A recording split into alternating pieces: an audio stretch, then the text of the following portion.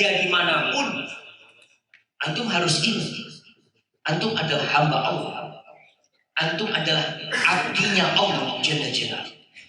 Yang mau bekerja di perusahaan swasta tetap ingat. Yang bekerja di pemerintahan, yang jadi bupati, yang jadi gubernur, yang jadi presiden, semuanya adalah Abdullah, hamba Allah, suruhannya Allah, yang diperintahkan untuk tidak melakukan sesuatu kecuali dengan amaran Allah Jalla Jalla.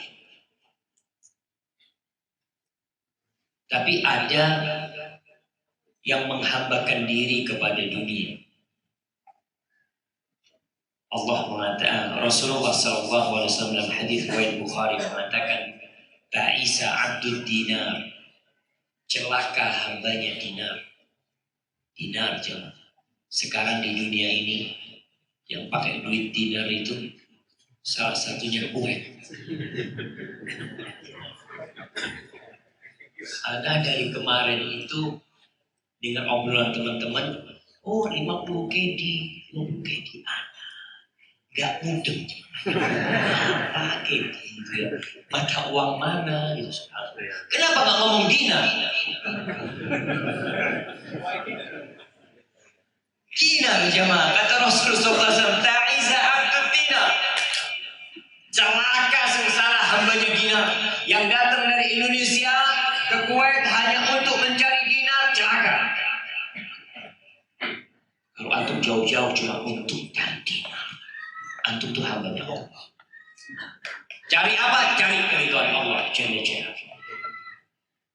Mau kerja yang mau jadi perawat, ingat antum tuh hamba Allah. Dapat gaji alhamdulillah, nggak dapat gaji ya pulang ke Indonesia. Dapat gaji mau terus-terusan di sana. Artinya ada orang yang memang jemaah tujuan hidupnya dinar. Ta'isa abdul dirham, celaka hambanya dirham. Di mana dirham? Dirham. Oh berarti yang hambanya dolar nggak apa-apa, kan nggak ada hadisnya. Hadisnya cuma dinar sama dirham. Gitu kan? Ya karena mata uang yang ada pada waktu itu emas dan perak. Ta'isa abdul khamis, Ta'isa abdul qatifah, celaka hambanya pakaian yang hidupnya hanya untuk mengikuti model.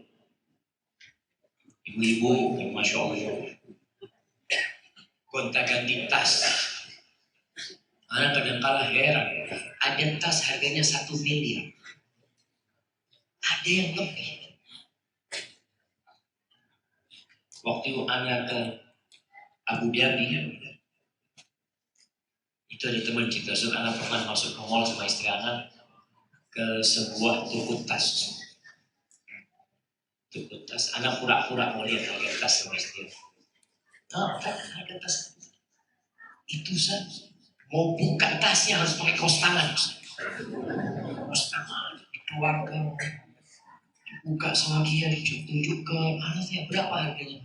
Waktu itu kira-kira 490 juta. Tas ya mah, kalau dikasihkan ke tukang sayur diisi sayur. Antum kasih tas, oh makasih banyak itu, kasih sayur, kasih ikan pindang, itu urusan gak ada urusan. Tapi ada orang-orang yang memang abdul dinar, abdul dirham, abdul khamisah, abdul qatifah. Kata Rasul sallallahu alaihi wasallam, in uqiya rajul, sifatnya orang ini kalau dikasih senang. Wa in lam yu'ta sakhit, kalau nggak dikasih murka, marah-marah sama Allah. Kalau rezekinya diluaskan, oh masya Allah, alhamdulillah, alhamdulillah, Allah maha baik sama. Dibikin susah, marah sama Allah. Berarti kesenangan antum karena dunia, kemurkaan antum karena dunia, bukan karena Allah. Ta'isa wa takas wa idza syika falan taqash.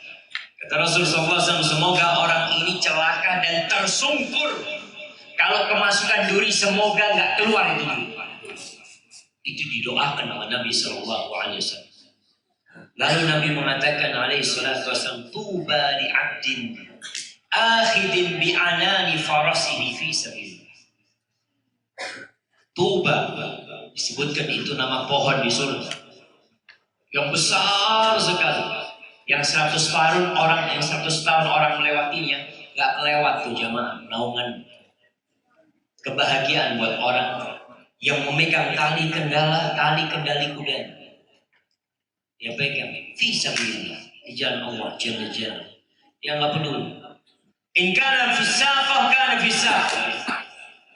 Hadisnya menyatakan ash'as ra'suhu mughabbarah qadamah. Orang ini penampilannya ya Allah, rambutnya penuh dengan debu,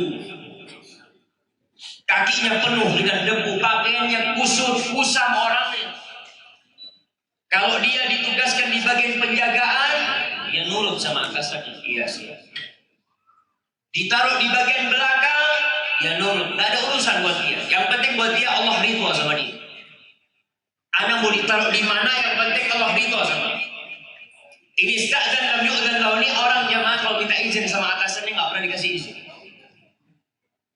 Karena orang bawahan sekali. Wa in syafa'a lam yusyaffa'. Kalau dia mau bantu orang lain, minta tolong jadi perantara, nggak diterima perantara. Tapi Allah ridho sama dia. Dalam riwayat lain, Rasul SAW mengatakan, "Lau aqsama 'ala Allah la abar." Tapi orang ini kalau minta sama Allah, Allah kabulkan doa. Minta sama atasannya nggak dikasih, sama teman-temannya dihinakan. Tapi kalau minta sama Allah, Allah kabulkan doanya. Kenapa? Karena dia Abdullah.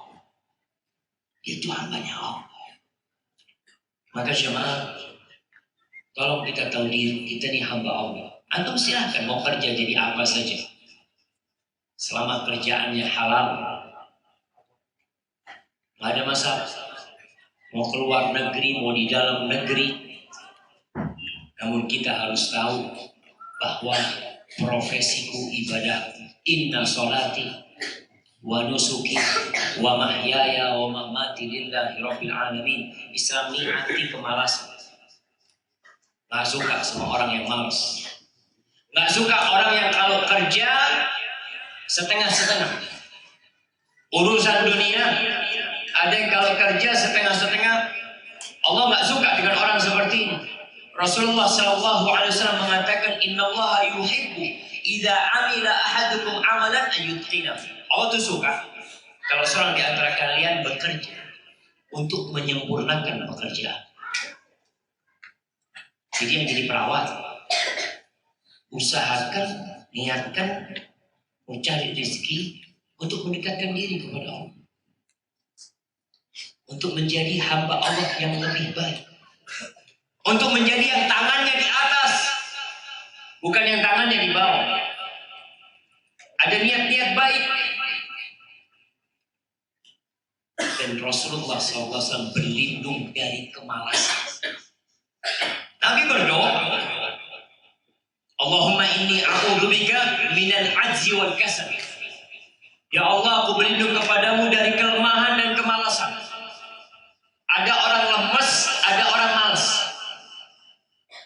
Ada lemes kurang vitamin. Yang malas kurang apa? Hah? Kurang semangat. Masya Allah. Jadi kemalasan ini ada dua macam. Ada malas urusan akhirat, malas urusan dunia. Ada yang Masya Allah semangat urusan akhirat, malas urusan dunia. Ada yang sebaliknya, untuk urusan dunia Masya Allah semangat. Untuk misalnya orang-orang yang semangat urusan dunia, nggak pernah telat dalam hidup, tidak pernah telat. Apalagi urusan di sini pakai apa aja? Pakai basma, pijat beri. Oh, nggak bisa titip pijat. Kalau tanda tangan masih bisa titip. Pijat beri. Sebelum waktunya dia sudah datang, semangat. Tapi untuk urusan akhirat malas. Selalu masbuk kalau sholat. Wah. Alhamdulillah Ustaz, yang penting kan sholat. Kenapa kalau kerja nggak ngomong yang penting kerja? Bilang dulu sama atasan. Masuk jam 7 atau datang jam 8. Ketemu sama bosnya. Kenapa telat? Bos, yang penting saya kerja. Hargai kerja. Nggak ada kayak gitu. Allah menceritakan tentang orang-orang munafikin di surah An-Nisa ayat 142. Bagaimana sih orang munafik itu? Malas beribadah. Innal munafiqin yukhadi'un Allah wa huwa khadi'un. Orang-orang munafik itu mau menipu Allah, padahal Allah yang menipu mereka. Wa idza qamu ila shalah, orang munafik salat. Mereka salat. Wa idza qamu ila shalati qamu kusala yura'una an-nas wa la yadhkuruna Allah illa qalil. Kalau mereka sholatnya malas-malesan. Jadi kalau antum ke masjid malas, hati-hati. Dengar azan, azan lah. Kalau antum malas, jangan masuk orang. Terpaksa ke masjid, yura'unan nas, riya. Akhirnya sholatnya riya. Sebenarnya dia malas untuk sholat, tapi nanti ditanya sama Ustaz, saya nak berangkat. Yura'unan nas, wala yadhkuruna Allah illa qalila. Ketika sholat pun tidak berzikir kecuali sedikit. Imamnya panjang sedikit, siapa jadi imam? Ada orang-orang seperti itu, khususnya kalau di sini nggak tahu, kalau di kampung kita jemaah, kalau sholat tarawih itu imamnya panjang sedikit, setelah bubar itu jamaah datang ke takbir masjid. Kalau bisa jangan dipakai lagi tuh imam. Itu yang ngatur imamnya jamaah. Allah. Yura'una nas, akhirnya sholatnya riya. Kemudian Allah sebutkan di surat Taubat ayat 54 tentang orang-orang munafik. Orang-orang munafik sodako juga. Sholat, sodako. Tapi kata Allah, wa ma mana'ahum an tuqbala minhum nafaqatuhum. Sodako mereka ditolak sama Allah. Kenapa? Illa annahum kafaru billahi wa bi rasul. Sejatinya mereka itu kafir sama Allah. Orang munafik sesungguhnya kafir kepada Allah dan Rasulnya. Wala ya'tuna shalah illa wahum kusal. Mereka itu tidak melaksanakan salat kecuali dengan malas, terpaksa mereka salat. Wala yunfikuna illa wahum karihun. Mereka tidak mengeluarkan sedekah kecuali dalam kondisi nggak suka keluarkan salat. Hati-hati. Salat yang paling berat buat orang munafik salat apa? Syak dan subuh di masjid ya. Kalau di rumah mereka nggak sholat, itu di masjid berat buat mereka. Kenapa? Ya kalau sekarang mungkin masih ada lampu, ada pencahayaan. Kalau dulu nggak ada lampu, anak pernah merasakan. Anak kebayang dengan hati sholat yang paling berat buat orang munafik itu ketika anak ke sebuah pulau, namanya Pulau Pagunungan kecil. Dekatnya pagunungan besar, tempatnya gas. Di sana jam 10 malam listrik mati, pakai genset. Sudah, nanti baru dihidupkan jam 5 sore. Anak sholat subuh itu jamaah, anak nggak kelihatan jalan. Jalannya nggak kelihatan. Pelan-pelan anak melangkah ke masjid. Pantes orang munafik, males. Karena udah capek, mau riak sampai ngeliat. Mau riak sama sampah gitu. Seperti itu. Maka dia kemalasan Islam benci. Urusan akhirat dan urusan dunia. Kalau urusan dunia ada orang yang malas. Ada. Malas bekerja. Sukanya tidur-tiduran saja. Makanya kata Ibnu Mas'ud radhiyallahu ta'ala anhu, yang mengatakan inni la ubghidur rajula arahu fariqan. Aku ini paling benci sama orang yang kosong, yang nganggur. Laisa fi syai'in min amali dunya wala amali akhirah. Dia itu enggak ngerjakan urusan dunia, enggak ngerjakan urusan akhirat. Nganggur. Jadi kalau ada orang yang enggak dapat pekerjaan, seharusnya dia itu berbahagia. Kenapa? Oh, kalau memang anak belum dapat pekerjaan, ya anak usahakan kerja urusan akhirat. Mumpung belum kerja. Jadi kalau ada orang yang daftar kerja ditolak, daftar kerja ditolak, dia itu punya waktu banyak buat akhirat. Kenapa? Antum kalau sudah kerja nggak bisa sholat duha dari jam 8 sampai jam 9, jam 8 sampai jam 10. Ketika pengangguran bisa.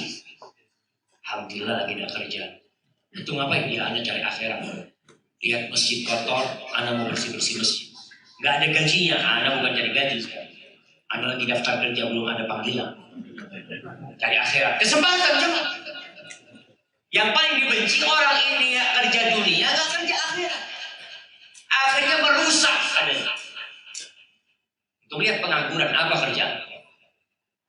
Nyabu, minum, dan Anda heran di Indonesia. Banyak orang yang nggak ambil pelajaran dari orang lain. Sampai saat ini masih ada saja yang minum minuman keras oplosan. Mati 40 orang. Nanti ada lagi yang mati 17 orang.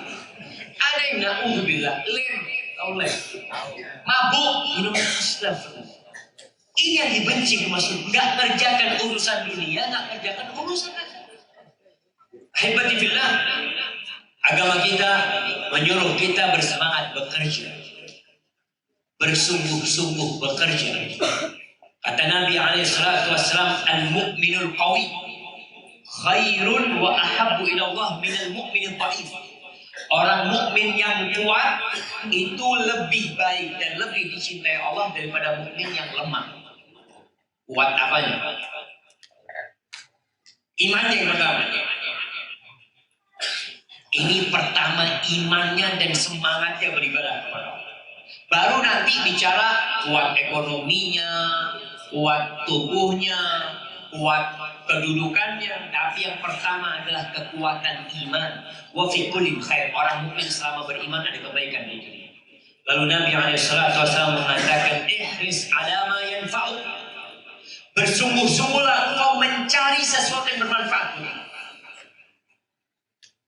Wasta'in billah wa la ta'jas. Wasta'in billah, dan minta tolonglah kepada Allah dan jangan jadi orang yang lemes, yang lemah. Itu orang mukmin. Jadi kalau bisa orang beriman ini kaya raya. Kekayaan itu bermanfaat nggak? Manfaat. Untuk akhirat bermanfaat.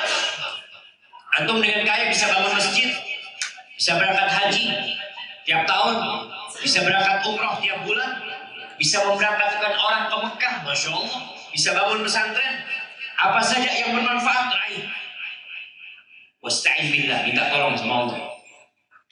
Dalam usaha kita selalu kita minta tolong sama Allah. Wala ta'jas, dan jangan jadi orang yang lemah. Wa in asabaka syai', kata Nabi, kalau engkau tertimpa musibah, jangan mengatakan lau. Wah, andai kata aku tadi nggak jalan ya, andai kata aku di rumah tadi, aku nggak akan tabrakan. Andai kata aku nggak bawa dompet, aku nggak akan kecopet. Andai kata nggak berguna itu. Seorang mukmin dalam menghadapi ini harus kuat imannya. Apa yang terjadi sudah Allah tentukan. Katakan qadarullah wa masya'a. Itu takdir Allah dan Allah ya melakukan apa yang Dia kehendaki. Kita di hari Jumat. Orang yang bekerja, nanti menjadi perawan, menjadi apa? Ingat, pada hari Jumat Allah mengatakan, Ya ayyuhalladzina amanu, idza nudiya lis-salati min yaumil jumu'ah, fas'au ila dzikrillah, wa dzarul bai', dzalikum khairul lakum in kuntum ta'lamun. Kata Allah, wahai orang-orang beriman, kalau dipanggil untuk sholat Jumat, kalian bersegeralah. Fas'au ila dzikrillah, bersungguh-sungguh menuju zikrullah, bukan malas-malasan. Bersungguh-sungguh.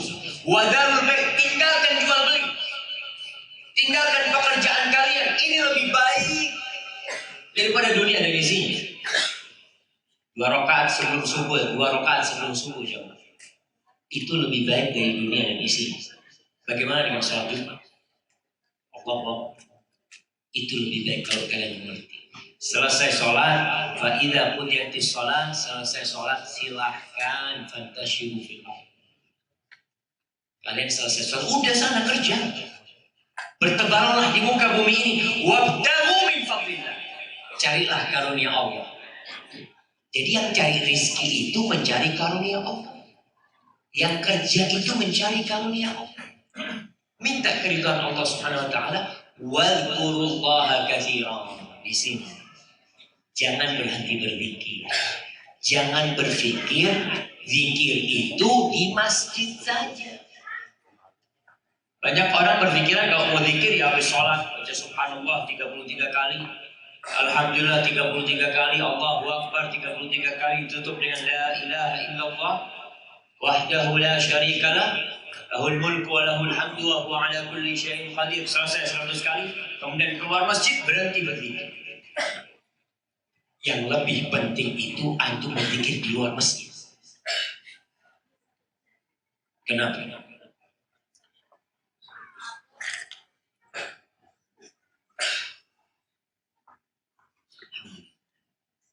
Kenapa? Saya bisa ada hadiahnya yang bisa jawab. Mana hadiah? Nah, fadhal. Karena di luar masjid setannya lebih banyak, gitu kan? Nah, godaannya lebih banyak. Mana hadiah? Tuh, bukan hadiahnya. Kalau cuma ada doang. Nah, maju ke depan. Masya Allah. Di masjid ini. Masya Allah. Sering ketemu setan di luar masjid.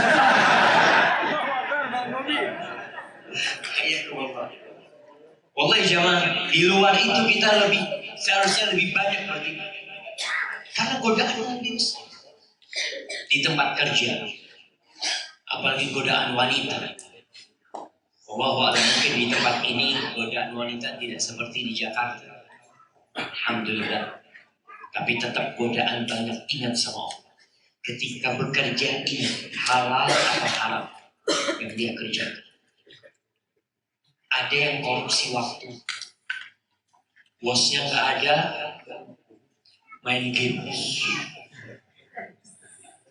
Bosnya ada langsung pura-pura ngetik. Subhanallah.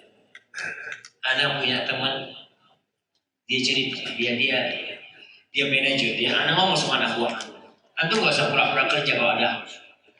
Antum mau tiduran silahkan tidur. Yang penting antum bisa dapatkan fulus. Silakan, jangan pura-pura kerja. Dan seorang muslim ketika bekerja itu di bawah pengawasan Allah Jalla Jalaluhu, bukan pengawasan bosnya. Innallaha kana 'alaikum raqiba. Allah tuh senantiasa mengawasi kalian. Jadi yang jadi engineer, yang jadi pegawai, yang jadi perawat, itu yang mengawasi Allah sebenarnya. Gerak dari antum, kerjaan antum. Maka ingat sama Allah. Dan kita bisa lihat doa masuk masjid dan keluar masjid. Siapa yang hafal? Kasih aja. Nah, kita angkat tangan dulu. Berdiri ya. Masuk dan keluar. Itu masuk masjid. Bismillah wassalatu wassalamu ala Rasulillah. Allahumma ighfir li dhunubi waftah li abwaba rahmatik. Kalau keluar masjid.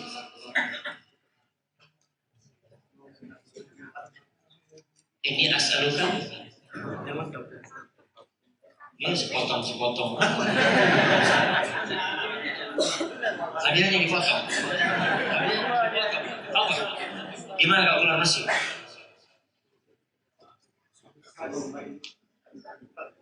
Bismillah, salatu wassalamu ala Rasulillah. Allahumma ighfir li dhunubi waftah li abwaba fadli. Apa-apa kasih aja. Masya Allah. Masya Allah. Ini isinya orang begini ayat mereka. Kalau masuk masjid kita rahmat. Keluar masjid minta karunia Allah. Minta rizki. Para sahabat Nabi bekerja. Bahkan Rasulullah SAW mengajarkan kepada mereka bekerja. Ketika bangun masjid, Nabi itu bukan jadi pengawas. Nabi itu ikut ngangkat batu. Sallallahu alaihi wasallam. Ketika menggali khandak, Rasulullah SAW tidak hanya mengawasi, beliau ikut kerja. Dan Rasulullah SAW anak yatim. Beliau memberikan contoh bagaimana seharusnya seorang bekerja. Bahkan beliau mengatakan, "Ma ba'atsallahu nabiyyan illa ra'al ghanam." Tidak ada satupun nabi kecuali yang nabi yang diutus oleh Allah, melainkan dia menggembala kambing. Para sahabat bertanya, "Ya Rasulullah, wa anta? Engkau juga pernah kerja?" "Iya, aku dulu penggembala kambing di Mekah." Dapat beberapa potongan dinar dari penggembala kambing sallallahu alaihi wasallam. Aisyah radhiyallahu taala anha dalam hadis riwayat Bukhari mengatakan, "Kana ashabu Rasulillah sallallahu alaihi wasallam ummala anfusihim." Para sahabat Nabi itu mereka bekerja untuk diri mereka sendiri. Mereka berusaha untuk menservis diri mereka sendiri. Itu para sahabat Nabi. Sehingga sebagian jadi pedagang, sebagian jadi penenun, sebagian jadi petani, sebagian jadi mujahid fi sabilillah, dan semuanya adalah hamba Allah Jalla Jalaluhu. Nabi Zakaria, Nabi Zakaria itu sebagai apa? Tukang kayu. Sekarang ya Najjar Nabi Zakaria. Nabi Daud, Haddad, tukang besi. Sekarang ini orang yang bekerja jadi penggembala kambing, yang bekerja jadi tukang kayu, yang bekerja jadi tukang besi, itu dipandang oleh masyarakat kerjaan itu hina. Dia itu bangga kalau duduk di belakang meja. Duduk belakang meja, melihat-lihat, pencet sana, pencet sini, oh bangga. Padahal kata Rasulullah SAW, ma'akala ahadun ta'aman qad khairan min ayyakula min amaliyati. Tidak ada satu orang yang makan sesuatu makanan yang lebih baik daripada yang hasil kerja tangannya. Hasil kerja tangannya, artinya dia itu bekerja tangannya, bukan jadi pegawai aja. Guru baik kerjaan, tapi dia nggak kerja dengan tangan. Makanya Nabi Daud alaihissalam, ada sebuah riwayat, Nabi Daud itu seringkali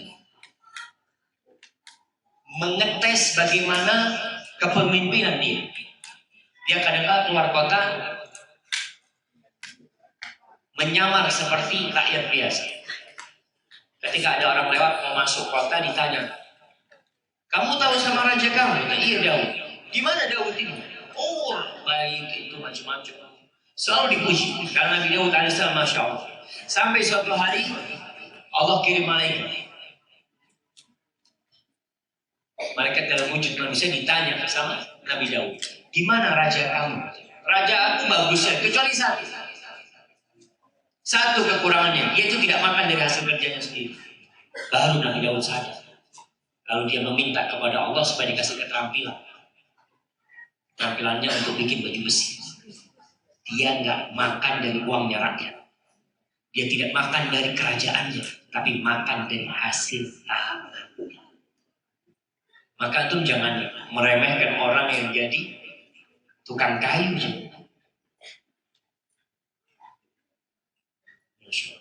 Gimana? Ini bukan pekerjaan.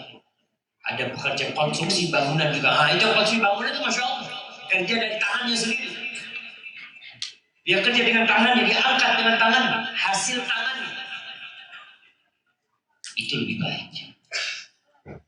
Maka jangan malu untuk kerja kasar. Bahkan seharusnya berbangga. Ini karena Rasulullah SAW memuji hal itu. Haibati fillah. Untuk yang banyak perawat katanya. Di antara banyak pekerjaan, ada pekerjaan yang paling dicintai Allah. Rasulullah SAW pernah ditanya, "Man ahabun nas ilallah au man khairun nas. Siapakah orang yang paling dicintai Allah? Siapakah manusia yang paling baik? Kata Nabi SAW, khairun nas au ahabun nas ilallah anfa'uhum linnas.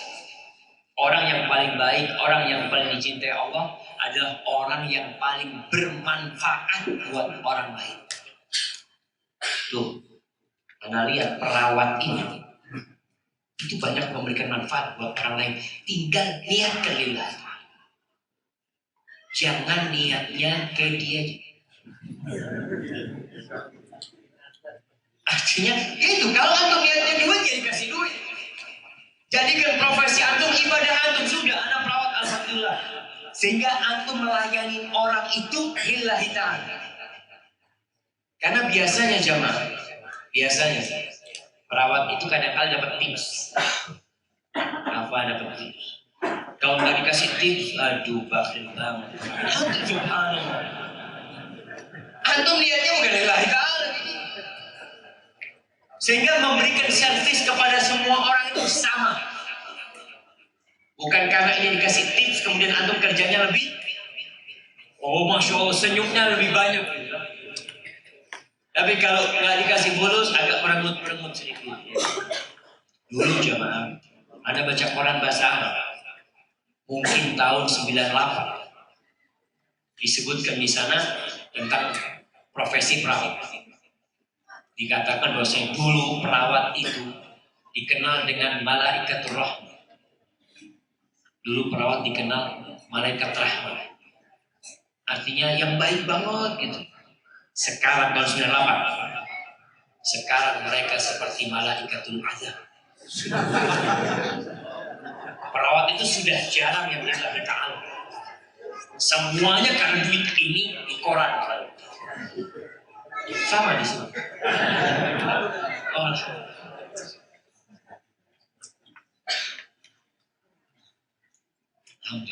kalau banyak kedinya jadi malaikat Allah. Jadi baik. Maka billahi ta'ala, ingatkan orang-orang yang sakit di rumah sakit untuk beribadah. Dan dokter juga. Dokter ini subhanallah, anak kadang kala iri sama dokter. Kenapa? Pasien itu lebih percaya dengan omongan dokter daripada omongan ustaz. Iya, kalau dokter ngomong tolong diminum ini ya. Kalau kamu mau sembuh nanti diminum. Iya. Ustaznya ngomong, mas kalau kamu mau sembuh sholat mas. Oh iya ustaz. Nggak sholat dia mah. Kalau sama dokter diminum obatnya. Maka seharusnya manfaatkan profesi antum untuk lebih mendekatkan diri kepada Allah Jalla Jalla. Tadi sampaikan kepada orang ini yang sakit, yang lupa untuk berdoa, mau tidur, biasanya yang ditanyakan sudah minum obat belum? Ganti pertanyaannya, sudah baca doa belum? Untuk dilihat yang sakit. Ini perawat kok lain ini, jadi yang lainnya tanya obat, tanya doa. Betul sih. Tadi profesiku ibarat dimanapun antum berada, antum hamba Allah. Sampaikan agama Allah walaupun satu ayat. Balighu anni walau ayat. Gak sholat katakan, bu ibu kalau kepingin selamat, kepingin disembuhkan, jangan lupa sholat.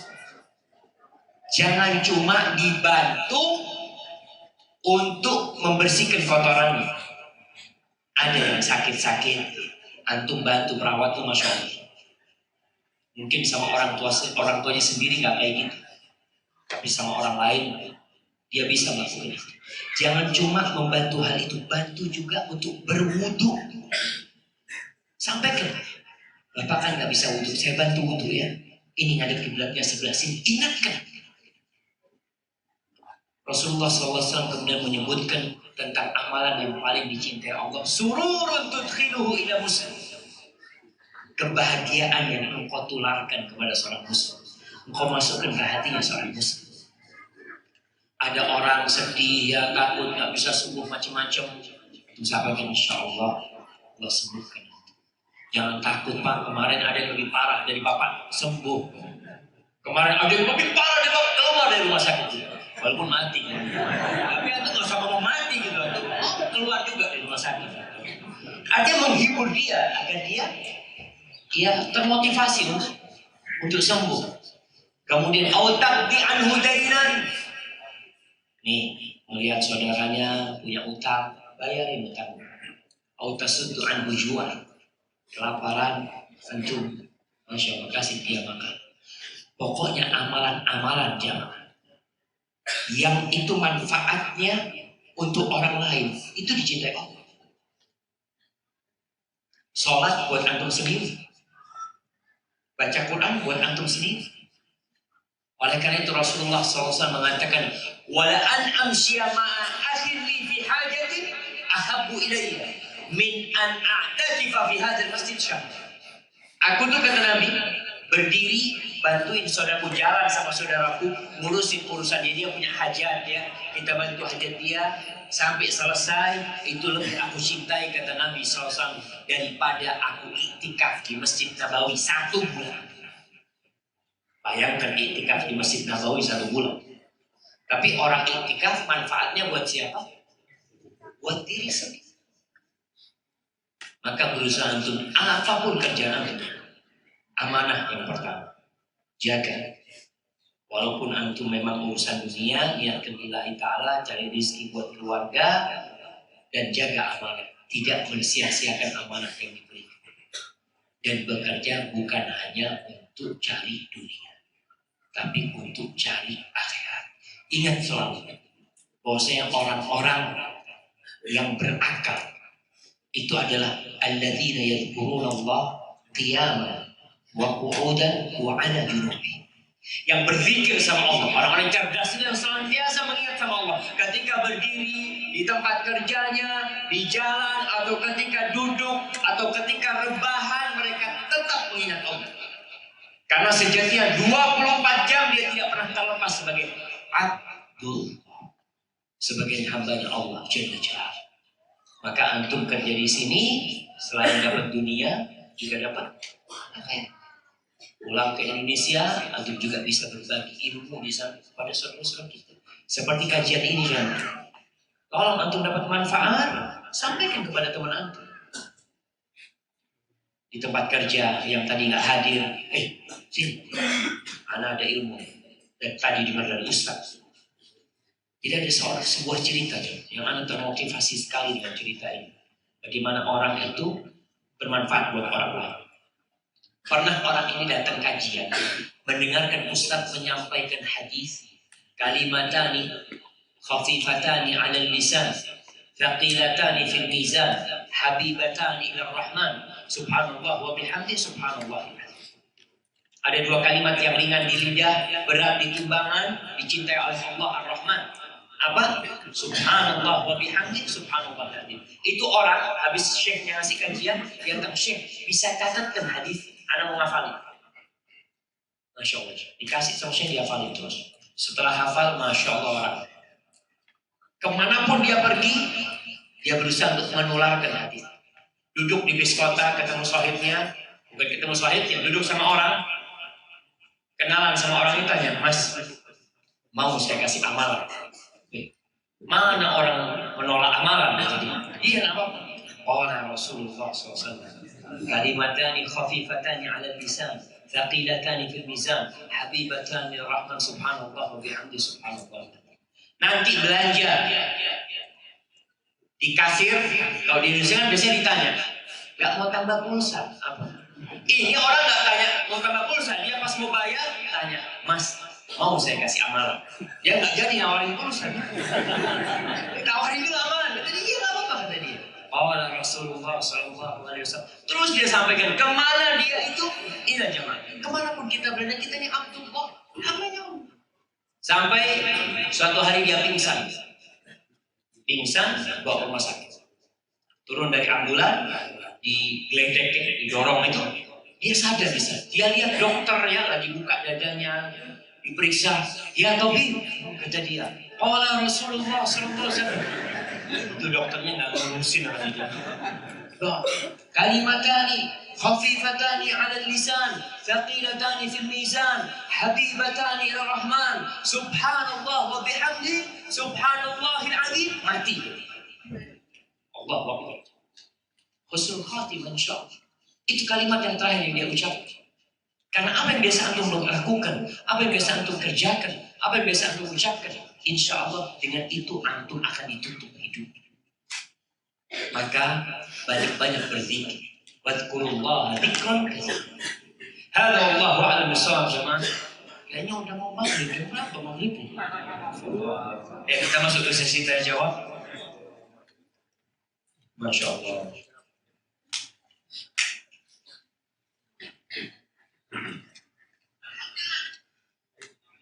Nah, Ustaz, profesiku adalah perawat. Bolehkah kami terjun ke dunia politik dengan tujuan untuk kebaikan umat, seperti mengurangi kezaliman dan menegakkan keadilan?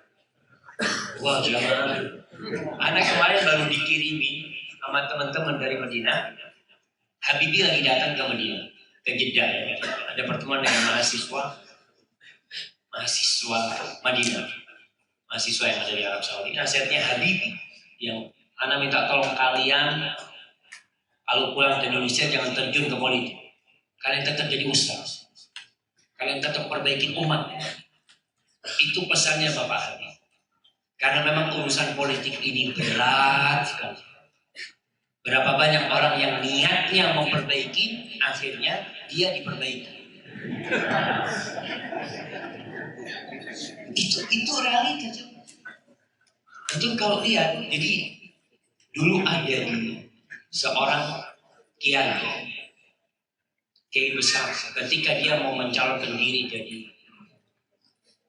jadi wali bupati, itu kiai datang kepada Pak Yai, ini kiai paling senior, Bapak Yai, kalau kita salah biasanya Bapak Kiai yang menegur kita, karena semuanya murid lah di Madura gitu. Tapi kalau Bapak Kiai yang salah, siapa yang akan menegur nanti? Mereka tanya seperti itu. Apa kata kiainya? Ya saya tegur sendiri. Betul. Akhirnya di penjara KPK. Penjara KPK. Antum jangan dipikir mudah, cuman jangan dipikir mudah. Makanya atil kausabaria. Ada istilah Arab itu, berikan anak panah itu kepada orang yang memang spesialisasi kerjanya kayak gitu. Ahli. Berat sekali ya. Jadi kalau bicara politik dalam Islam ada politik, tapi tidak semua orang berpolitik. Ada orang-orang yang mampu silahkan, tapi ketika kita lihat ya, kualitas pemimpin kita itu sesuai dengan kualitas rakyat. Sesuai dengan kualitas rakyat. Allah itu mengatakan, kadzalika nuwalli ba'dal zalimina ba'dal bima kanu yaksibun. Begitulah kami jadikan orang-orang yang zalim itu berkuasa atas orang-orang yang zalim pun. Jadi kalau rakyat zalim, pemimpinnya zalim, gara-gara pekerjaan mereka sendiri. Dan ini terbukti. Ada yang dari Kota Malang ya, Bang? Sama dari Malang.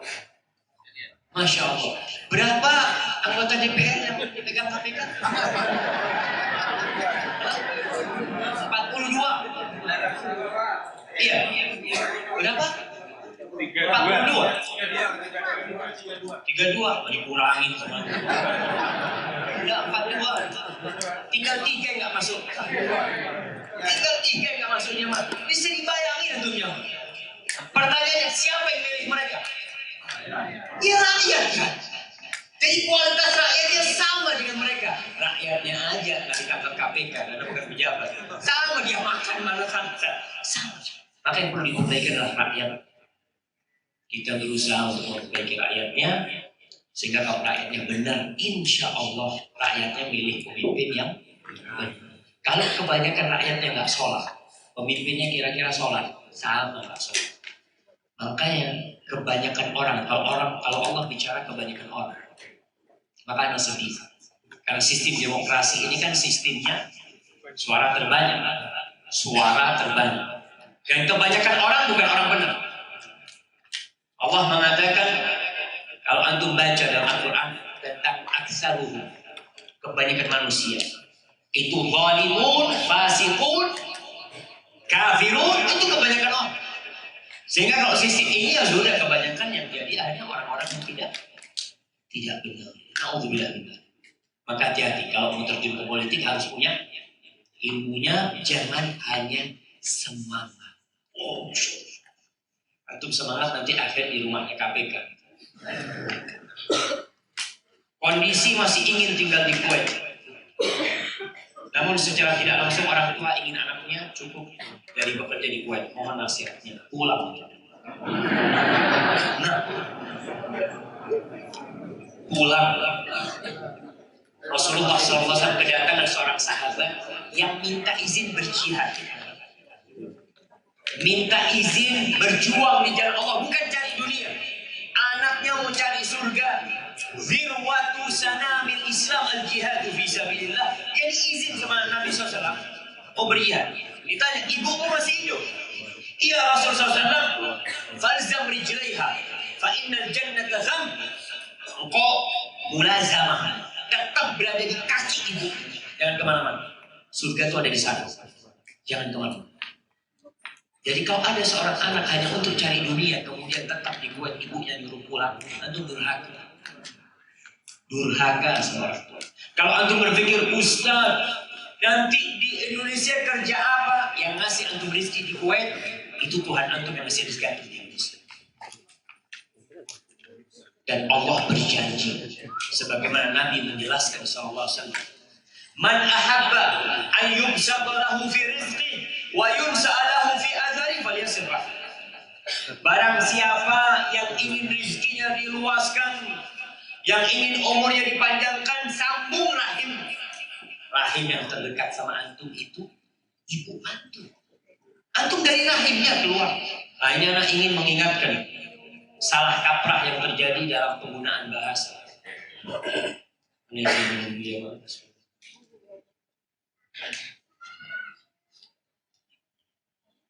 silaturahim. Pertemuan kita ini disebut silaturahim. Silaturahim. Iya. Enggak, jangan. Antum ingat. Ketika kita memahami istilah syariat dengan pemahaman yang salah, akhirnya kita memasukkan sesuatu yang tidak masuk ke dalam. Silaturahim itu, silah itu artinya menyambung. Rahim itu rahim. Jadi yang ada hubungan rahim baru disebut silaturahim atau silaturahim. Makanya para ulama mengatakan siapa rahim kita, mereka memiliki 3 pendapat. Yang pertama, yang mahram kita, itu rahim kita. Yang kedua, yang saling mewarisi, itu rahim kita. Yang ketiga, yang satu kakek sama kita, yang satu buyut sama kita. Itu baru disebut silaturahim. Kalau seperti ini disebut ya ukhuwah Islamiyah. Kita saudara. Tapi bukan rahim. Karena sebagian orang itu banyak temannya mengaku anehnya alhamdulillah orang yang suka silaturahim. Anak sering ke rumahnya fulan. Ke rumah pamannya nggak pernah. Ke rumah sepupunya nggak pernah. Antum nggak silaturahim. Maka kalau salah menempatkan bahasa ini, ada salah kita menerapkan hadis Nabi Muhammad SAW. Maka kalau orang tua antum minta antum pulang, antum hari itu juga langsung bisa. Antum pernah ingat kisah Jurej? Jurej ini lagi sholat, dipanggil sama ibunya, ya Jurej. Jurej tanya, Ummi am sholat? Ibuku apa sholat? Panggil lagi, ya Jurej. Bingung Jurej ini, anak lagi sholat ini. Apa anak putus sholat, pergi ke ibu atau sholat terus? Sampai tinggal Ummi am sholati, akhirnya Jurej sholat. Itu ibunya murka. Ibunya berdoa yang mengatakan, ya Allah jangan matikan Jurej kecuali dia sudah melihat wajah-wajahnya pelacur. Dan Allah kabulkan doanya. Maka dia itu akhirnya Jurej dituduh berzina. Allah mengatakan kalau antum sedang sholat dipanggil ibunya, fulan putus sholatnya pergi ke ibu.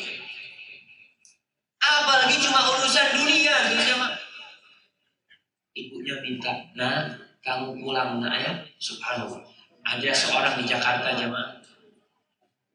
Dia begitu berbaktinya sama ibunya. Dia bukan dia yang cerita, orang lain yang cerita. Ini ibunya di Bangil. Di Bangil, Jawa Timur, anaknya di Jakarta. Kadang-kadang ibunya ngomong. Mamanya sore hari atau isya dia ngomong. Nah, Umi kok kangen sama kamu, Nak ya? Iya Umi, siap nih. Itu subuh sudah ketuk rumah ibunya. Assalamualaikum. Karena itu Uminya yang panggil dia, surganya dia. Antum kalau nggak bisa masuk surga lewat pintu paling dekat, mau masuk lewat pintu yang mana? Maka jadi yang kerja di sini bukan yang kerja, yang kuliah di sini. Kalau ibunya minta pulang, tinggalkan kuliah, berhenti. Terus bagaimana masa depan antum? Subhanallah. Allah yang menanggung masa depan. Antum berbakti sama orang tua, Allah jadikan doa antum dikabulkan sama Allah. Apakah hukum arisan dengan niat ta'awun? Arisan ini akadnya utang piutang. Utang piutang apa ta'awun? Utang piutang. Ada niat membantu, memang asasnya utang piutang itu membantu. Sehingga tidak boleh cari keuntungan.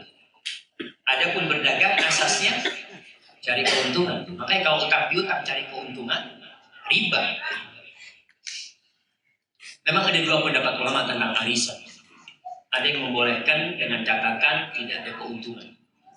Artinya kalau memang 100.000 umpamanya dari 10 orang ya dapatnya 1 juta. Dapatnya 1 juta. Tidak ada keuntungan makan atau apa, karena kadang-kala orang yang dapat arisan harus ngasih makan kepada yang lain. Berarti kan antum dapat keuntungan makan, hanya berkurang duitnya untuk ngasih makan antum. Maka hati-hati. Walaupun anda lebih condong kalau bisa arisan, ya kalau nggak perlu ditinggalkan. Kenapa? Karena hutang sendiri itu Nabi takut alaihi salatu wassalam. Beliau itu seringkali berlindung mengatakan, Allahumma inni a'udzubika minal ma'zami wal maghram. Ya Allah, aku berlindung kepada dari dosa dan hutang. Dari seringnya beliau berdoa, Aisyah itu sampai tanya, kenapa engkau takut sekali dengan hutang ya Rasulullah? Tapi menceritakan, ternyata hutang ini jadi sumbernya dosa. Orang itu kalau berhutang biasanya akan ngomong, bicara gini macam-macam, bohong dia ngomong. Oh nanti minggu depan saya ada uang, insya Allah akan saya bayar. Janji dusta, janji ya ingkarnya. Makanya biasanya kalau arisan itu yang belum dapat itu rajin kan. Yang belum dapat, masya Allah, ya dapat terus. Yang udah dapat nggak kelihatan ya. Kadang-kadang karena utang aja. Maka usahakan kalau bisa tidak berhutang. Tapi kalau perlu tadi diperbolehkan dengan catatan. Berkenaan dengan 25 Desember. Di kantor Anda biasanya kalau baru nyampe kantor, kita punya kebiasaan berjabat tangan. Kemarin pas tanggal 25 Desember, pas salaman tangan, teman Anda sambil bilang, Selamat Natal. Saya senyum, Anda jawab, Lakum dinukum waliyadin. Anda berdosa karena tersenyum. Pertanyaan ini, apakah Anda berdosa karena tersenyum? Tersenyumnya dia bilang, Masya Allah. Masya Allah. Ya kalau antum tersenyumnya bukan bahagia, apa-apa. Tersenyumnya, ada senyum yang senyuman sini.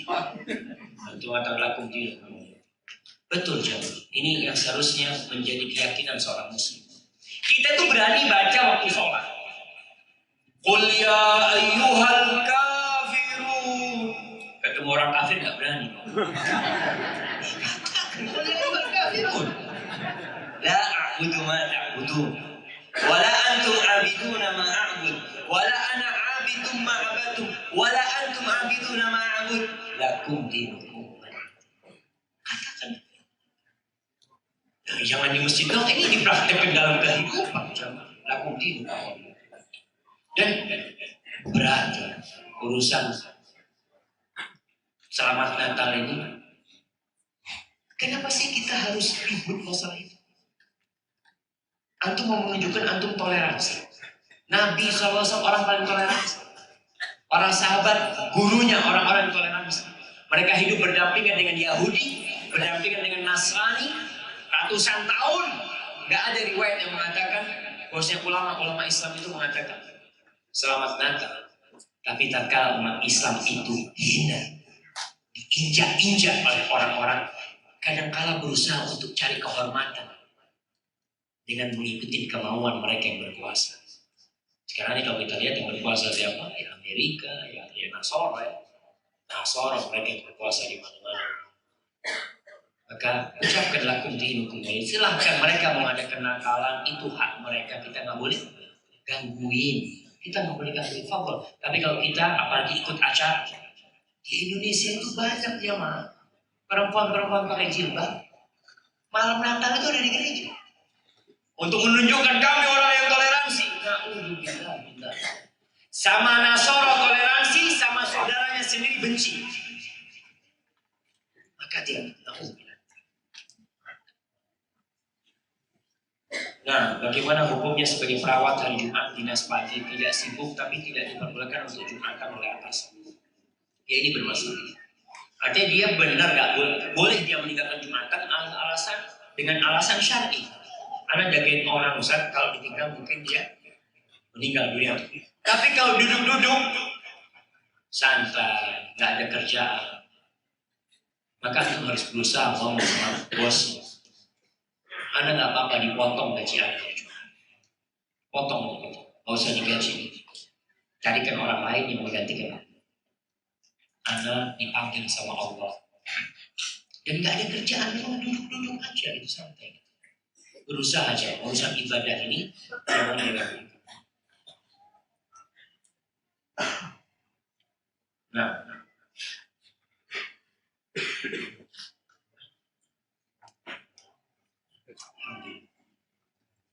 menyikapi perpolitikan di Indonesia, bolehkah menyebarkan share tingkah laku presiden kita yang tidak sesuai dengan keinginan masyarakat? Contohnya, ketika bencana tsunami, beliau malah selfie-selfie di pantai.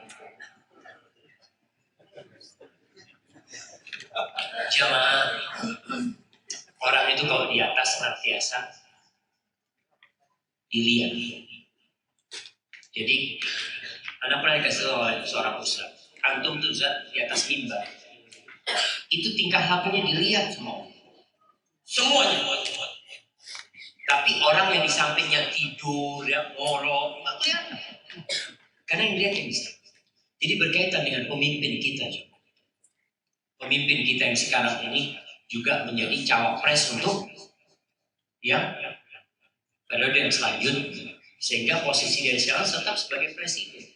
Kita harus presiden dan capres. Kita tetap harus menghargai.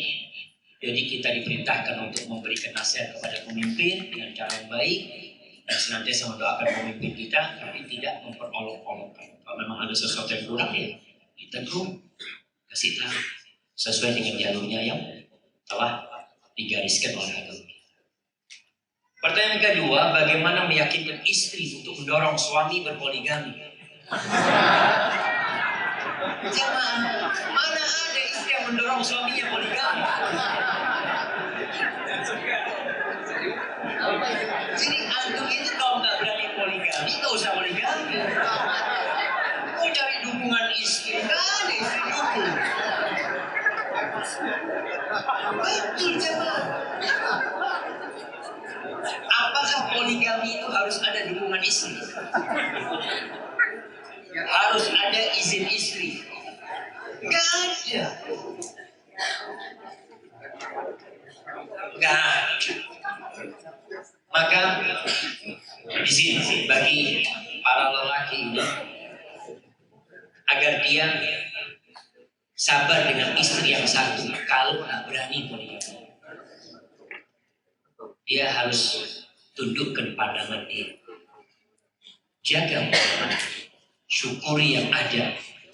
Kata Allah, la in syakartum la azidannakum. Kalau kalian bersyukur, aku tambahin. Itu kata Allah, kalian bersyukur. Yang satu ini disyukuri ini, ya Allah mudah-mudahan ditambah sama Allah. Jangan nunggu istri ngasih izin, berat jemaah. Kalau ada istri ngasih mendorong suaminya poligami, antum periksakan istri Anda. Kenapa istri Anda? Karena sejatinya semua wanita itu ya pelit lah untuk membagi suaminya. Antum pikir istri-istri Nabi Sallallahu Alaihi Wasallam itu bahagia dengan suaminya poligami? Ribut mereka. Aisyah itu pernah mendapati Nabi SAW nikah sama Ummu Salamah. Ummu Salamah ini ceritanya masyarakat cantik sekali. Aisyah nggak pernah lihat Ummu Salamah.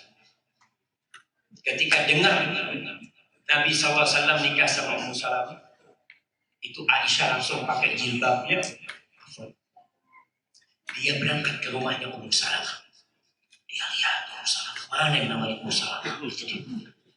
Kelihatan Allah, kata Aisyah, cantik sekali ternyata Ummu Salamah itu. Langsung pulang dengan hati yang dongkol. Ngomong sama grupnya. Ada grupnya. Si Nabi itu 2 grup.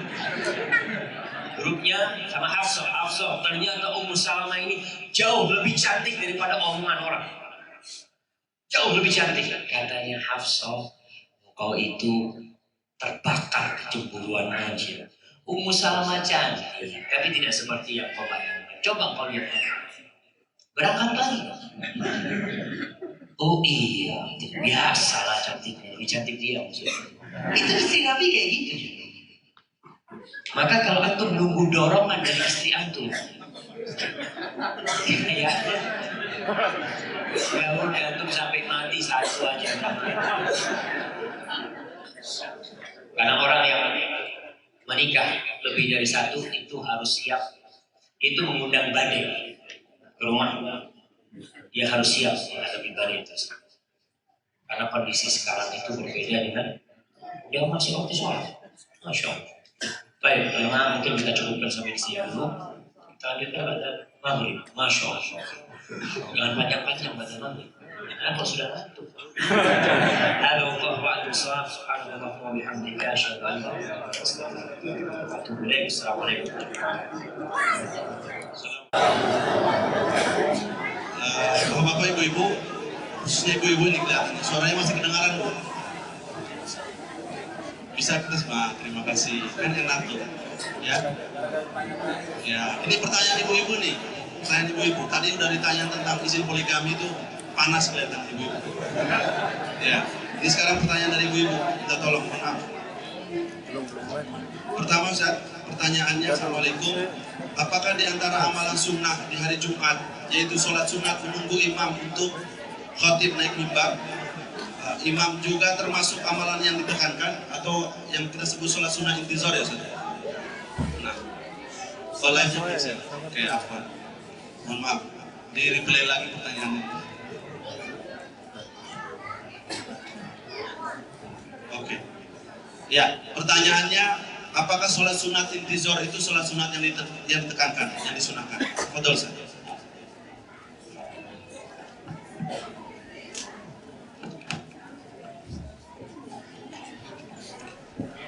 Alhamdulillah, wassalatu wassalamu ala rasulillah, amma ba'd. Jamaah rahimahullah. Masya Allah, sudah ada yang dapat teh. Itu dapat dari mana teh? Oh, boleh minum teh. Jadi yang nggak boleh makan ya? Nggak boleh. Baik, jamaah rahimahullah, berkaitan dengan pertanyaan tadi.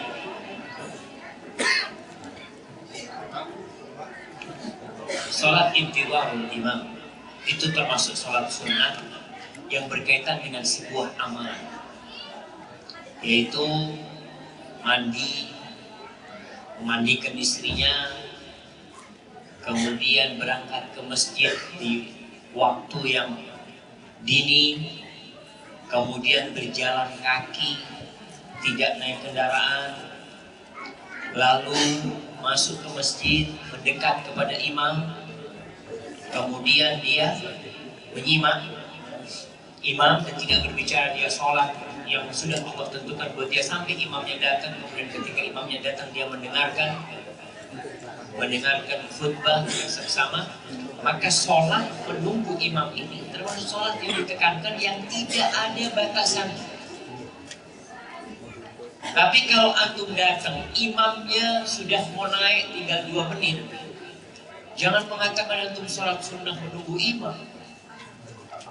Antum ya sholat tahiyatul masjid.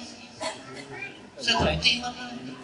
Tapi kalau antum sampai masjid jam 8 pagi, lalu antum sholat 2 rakaat,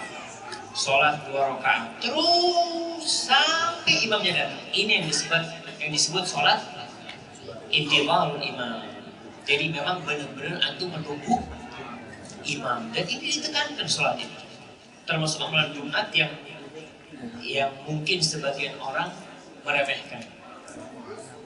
Jadi masuk ke masjid dan sholat ini juga mengusir kantuk. Imamnya nggak datang lalu antum duduk, biasanya ngantuk. Seperti ada cerita seorang ustadz, ada jamaah masuk masjid, masuk dia di awal waktu, masuk kemudian dia duduk bersandar ke tiang. Setelah itu dia marah-marah. Dia mengatakan, gimana ini masjid gitu? Kok nggak ada khutbahnya? Ternyata dia dibangunkan waktu iqamah. Dia tidur gitu loh. Dia pikir masjidnya nggak ada khutbah Jumat. Maka seperti ini tadi disampaikan. Ketika antum ngantuk, antum sholat. Ngantuk di tempat itu pindah tempat sambil nunggu imamnya naik mimbar. Masih dari handphone, Ustaz. Nah, Sebelum dibahas yang kertas. Assalamualaikum, Ustaz. Kalau kita bernadar akan memberikan sesuatu kepada seseorang, orangnya berada di luar negeri, ternyata sebelumnya kita kasih, ternyata orang tersebut keburu meninggal, apakah nadar itu tetap harus diberikan? Kepada siapa harus diberikan? Kemudian pertanyaan berikutnya, kalau kita bekerja di ministry atau di pemerintahan gitu, Ustaz, jarang sekali ada pasien. Nah, ini pertanyaan perawat nih, ciri khasnya, Ustaz. Jarang ada pasien di rumah sakit, hingga bisa dibilang kita seperti makan gaji buta. Apakah kondisi seperti ini, apakah gaji kita itu halal atau bukan, Ustaz? Itu dulu aja, Ustaz.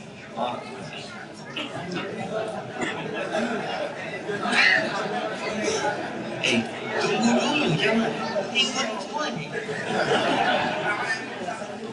Iya, berkaitan dengan nadar. Nadar itu kalau untuk nadar untuk memberikan kepada seseorang, dan nadarnya itu sudah jatuh waktunya, hanya orangnya yang belum ketemu, tahu-tahu mau dikasihkan orangnya sudah mati, maka nadarnya berikan kepada ahli waris untuk menyelesaikan nadar yang sudah antum niatkan tersebut. Adapun berkaitan dengan orang yang bekerja di pemerintahan, kemudian nggak ada pasiennya sebagai perawat, ya dia bersyukur kepada Allah SWT. Dia ini dapat nikmat waktu luang. Dia itu digaji tanpa bekerja, tapi dia harus standby di sana. Maka waktu luang ini manfaatkan untuk cari akhirat. Antum kerja di Kuwait 2 tahun, tahu-tahu pulang bawa 10 juz Al-Quran kali. Orang kampung heran, antum kan jadi perawat di sana. Iya, tapi anak tahfidz di rumah sakit. Karena nggak ada pasiennya. Dia manfaatkan untuk tahfidz Quran, subhanallah.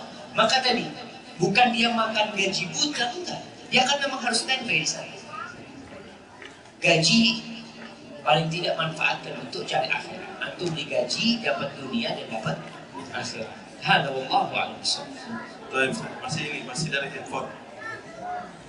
Bagaimana hukum perawat atau dokter menerima tips dari pasien yang biasanya pasien setelah memberi tips kadangkala ada maunya walaupun tidak terlalu, apa bisa dikatakan itu riba atau haram? Bisa. Nah, iya, ada sesuatu yang istilahnya itu hadiah ummah, yaitu hadiah yang diberikan kepada pekerja yang dia sudah mendapatkan gaji. Bagaimana hukum hadiah ini? Di pemerintahan kita itu ada istilahnya gratifikasi. Iya. Apa gratifikasi? Hadiah, bukan sogok, bukan. Iya. Bukan sogok gratifikasi. Hadiah memang hadiah, tapi hadiah diberikan karena jabatan dia.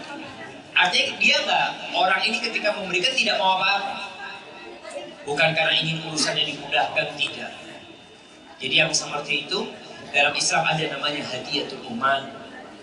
Dulu ceritanya ada sahabat Nabi Sallallahu Alaihi Wasallam yang dikirim untuk mengambil uang zakat. Dia zakat kambing, zakat pertanian ya. Kemudian dia pulang, dia bawa zakat dan bawa hadiah.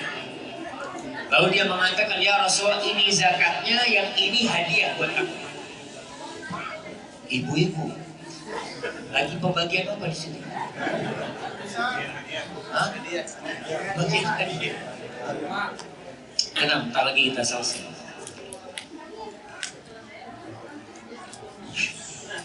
Bu, Kasih Ustadznya, baiknya kasih. oh kasih ke ibu katanya. Ustadznya mau ngasih mic ke ibu aja katanya. Ya, terima kasih Bu. Sampai mana zaman? Hadiah. Lalu Nabi SAW marah kepada orang itu. Kenapa dia nggak duduk di rumahnya supaya datang ke hadiah? Kalau memang itu hadiah diberikan kepada dia, dia dikasih hadiah karena pekerjaan dia. Maka orang yang seperti ini, hadiah itu harus dikembalikan kepada tempat dia kerja. Kalau tempat dia kerja membolehkan dia menerima itu, silahkan dia ambil. Karena apa? Takut hadiah ini merusak kinerja antum. Tips itu bisa merubah kinerja. Artinya antum akan lebih memuliakan orang itu daripada orang lain. Di sini bahayanya itu kenapa dilarang. Kalau rumah sakitnya memberikan izin setelah laporan, Pak, saya dapat tips sekian. Kata rumah sakitnya, pantau antum ambil. Ya sudah, itu hak antum. Tapi kalau rumah sakit nggak kumpulin semua hadiah, sehingga antum menyamakan semua pasien, tidak lagi pilih-pilih. Hadza wallahu a'lam. Nah, Dari handphone satu lagi nih. Ini terkaitan dengan Natal. Assalamualaikum Ustaz. Di tempat kerja saya, teman-teman order makanan di hari Natal. Mereka mengajak saya buat ikutan makan. Saya menolak dengan halus dan bilang masih sibuk. Apakah sikap saya salah atau boleh ikut ajakan mereka untuk makan-makan? Jazakallahu khair. Allahu Akbar ya. Iya, Natal ini dirayakan dengan berbagai macam cara. Ada yang dengan pesta, ada yang dengan makan-makan bersama, dan semuanya disebut merayakan Natal. Maka kita sebagai seorang muslim, sikap kita tidak ikut dalam acara mereka. Kalau teman-temannya ngajak makan untuk Natalan, maaf, ucapkan maaf sama dia. Maaf, ana muslim. Berani untuk ngomong kayak gitu. Maaf, Ustaz, nanti dibilang ekstrim. Enggak ada muslim. Atau bilang muslim takut. Nah, masa aku mau bilang anak kafir? Enggak lah. Anak muslim. Antum bisa pakai anak muslim. Afwan, kalau antum tadi memang mau mengatakan sibuk macam-macam, dia itu mungkin alasan. Tapi seharusnya kita lebih berani jemaah mengatakan minta maaf, anak muslim, karena tidak ikut acara yang seperti ini, dan bangga sebagai seorang muslim. Antum harus bangga. Seringkali dalam Al-Quran disebutkan, wa innani minal muslimin, inni tubtu ilaika wa inni minal muslimin. Katakan muslim. Tapi kalau memang takut nanti akan menimbulkan kegaduhan, ya antum katakan maaf pada situ, seperti itu. Yang penting antum tidak ikut acara tersebut. Assalamualaikum warahmatullahi wabarakatuh. Waalaikumsalam warahmatullahi wabarakatuh. Ustaz, gimana sikap seorang istri jika suami berucap untuk istrinya disuruh cari pengganti suami? Istri disuruh cari laki-laki yang bertanggung jawab untuk istrinya, dikarenakan suami sudah berselingkuh selama ini. Di saat pernikahan sudah berjalan 8 tahun. Iya. Kalau sang suami tidak bertobat dari perzinahan dia, maka istri gugat cerai. Dia khulu. Jangan tetap bersama lelaki ini, tapi dia nggak mau berubah. Bahkan dia merasa nyaman dengan selingkuhan. Dia mengatakan, udah kamu cari laki-laki lagi. Jangan kata gugat cerai, sudah cerai kenapa? Karena jemaah terus terang, kebersamaan kadang kala lebih berbahaya daripada perceraian. Orang kadang-kadang berpikir kalau bercerai akan hancur rumah tangganya. Bisa jadi dengan bercerai, sang istri akan bisa mendidik anak-anaknya lebih baik daripada terus bersama suaminya, tapi suaminya na'udzubillah berselingkuh dan melakukan perzinahan.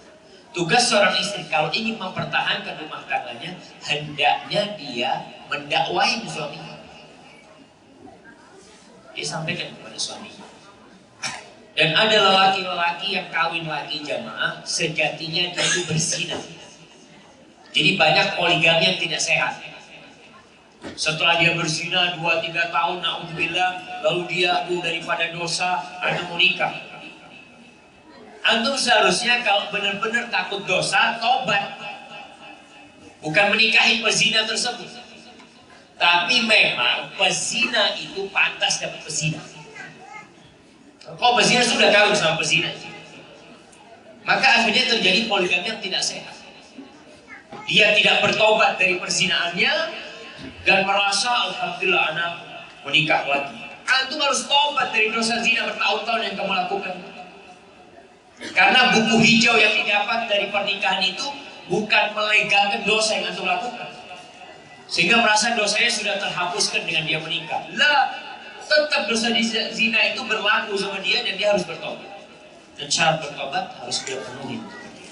Dan istri dapat suami yang berzina tadi, perbaikin suaminya. Kalau tidak bisa memperbaiki suaminya, ya dia gugat. Nah, Assalamualaikum Ustaz. Gimana hukum naik haji melalui agen travel swasta yang dibayar mahal sehingga bisa berangkat lebih dahuluan dengan bayaran yang mahal dibandingkan jalur pemerintah. Jadi jamaah, kalau kita lihat di negeri kita ini ada 3 macam haji. Yang pertama haji reguler, yang daftar sekarang berangkat 10 tahun atau 15 tahun lagi. Bayarannya hanya berapa? 35 juta? 35 juta. Yang kedua ada haji plus, yang memang pemerintah itu menyediakan kuota khusus haji plus. Kalau nggak salah tiap tahun itu haji plus dulu anak ingat ya 20.000 atau 25.000 itu untuk haji plus. Kuotanya aja untuk haji plus. Itu harganya 9.000 sampai 10.000 sampai ke atas US dollar. Kemudian baru-baru ini ada haji namanya haji furoda. Haji yang tidak reguler dan tidak plus. Itu memang ada permainan yang legal di kedutaan, jual beli visa.